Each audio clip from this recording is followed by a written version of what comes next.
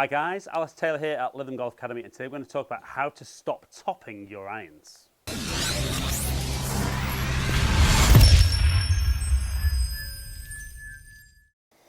Right then guys, so I get lots of golfers down with me who just the inability to hit their irons correctly ruins their enjoyment of the golf game.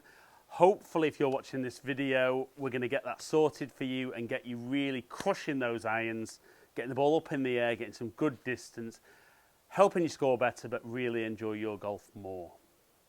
So if you're new down to the channel, welcome down to Ali Taylor Golf. If you're a returning viewer, thank you for watching. I do appreciate you taking the time to watch my videos. If you don't currently subscribe, please click the button and ring the notification bell. Let's make sure you get my videos as soon as they drop. But for now, let's get on with how to stop topping your irons. Oh, just ruined another tee shot. So guys, is there anything more frustrating than having got your drive away, got yourself in position, and then you just cold top that iron, rolls along the floor, just absolutely horrible. So if you're watching this video, we're going to fix that and make sure that this doesn't keep happening for you. So guys, first of all, what we need to understand is kind of what we're trying to achieve with an iron shot, particularly when the golf ball's on the floor, but even when it's on the tee. Now, most guys are very aware that they want to get the ball in the air and a decent distance. So a big issue I hear with guys is that they're really concentrating on trying to get underneath the golf ball. Okay, now actually what we're looking for when we create that great iron shot is that we want the club head, as it moves around the golf swing in the downswing, to travel down through the back of the golf ball and touch the ground afterwards. So what we need to get very good at doing is not trying to help the ball in the air. So that last shot that I've hit there, let's look at what happened.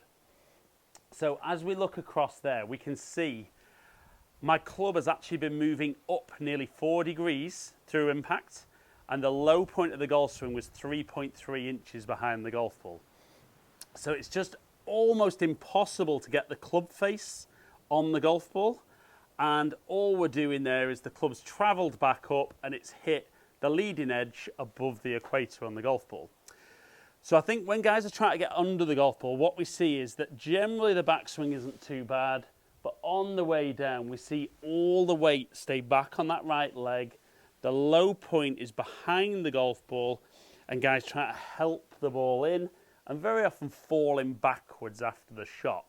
Now, to be fair to guys that do that, very occasionally they get hold of one and it goes up in the air. And we see I've got that one off the club face. My club's travelled 1.4 degrees up, but I've launched the ball at 23.5 degrees. Now, what we're actually looking for at impact with the iron is we're not looking for the club to be leaning back, adding loft to help us get the ball in the air. We're actually looking for the loft to be slightly less. That's going to encourage moving that low point forward. So what I love to see with guys is, first of all, they need to get used to touching the floor. So they're going to swing back and get a feel for touching the floor. But what I would like them to feel is that once they get to the top, that first movement is some pressure into that lead foot and allow the handle of the club to still lean towards the target. Almost for a lot of guys, like they're trying to hit the ball a bit lower, which I know kind of doesn't make sense when you want to see the ball go in the air. But if we can use the loft of the golf club, we've got a chance to get the ball in the air. If we hit the ball with the leading edge, there's virtually no chance of getting the ball in the air. So we want to feel then that as we set up, we're going to swing to the top of our backswing, shift into that left side and try and keep the loft off the golf club a bit. So much better strike. Really felt like got some good speed off there. A fairly centered strike. We can see the low point was 3 inches in front of the golf ball. The club was moving down through impact, And I've actually there launched the ball at 16 degrees, so 7 degrees less loft, and yet the ball's gone a lot further and a lot higher than that one that you top. So if you want to stop topping your irons, the big thing is you need to stop trying to get the golf ball in the air. You need to move your pressure and weight towards the target and actually feel, like I said, that you're keeping the loft off the club. Keep that shaft leaning towards the target. That will get the club delivered better into the golf ball. You'll control the loft of the club more, and you'll start finding the middle of the club face.